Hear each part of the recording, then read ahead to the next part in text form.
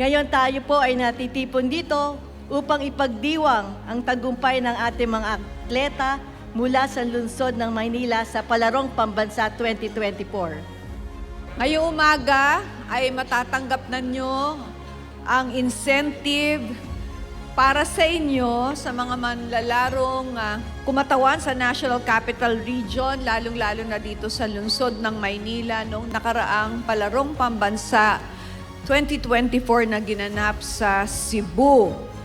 Siyempre, ang NCR ang pinaka-overall champion natin at ang Maynila ang nagbigay ng pinakamaraming medalya sa NCR team.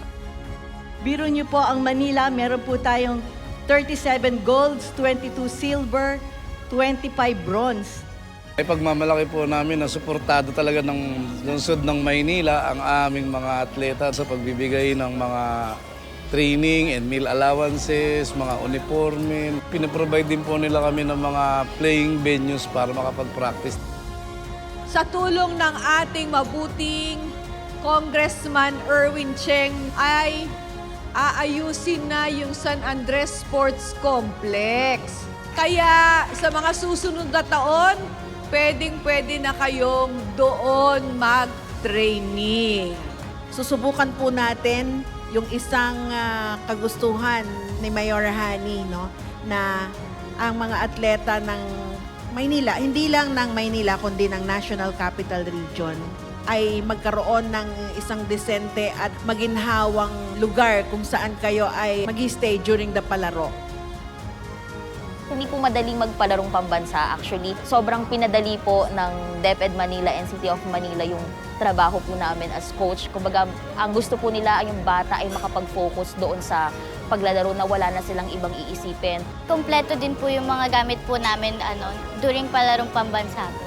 And madami po silang binigay ng mga Gatorades, mga foods po, mga snacks.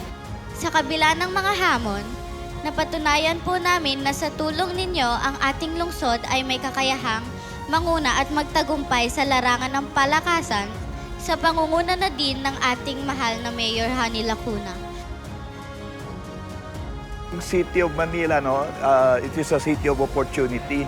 The advantage nito sa City of Manila, yung mapipil ng mga student athlete natin na the city cares, kaya bibigyan sila ng incentives. Yung City of Manila po lagi po nakagabay sa amin, simula una pa lang po hanggang dulo. Mayor, I would like to thank you for supporting us. Also, sa pagiging supportive po, hindi lang po sa akin, and sa lahat po ng athlete po, maraming salamat po.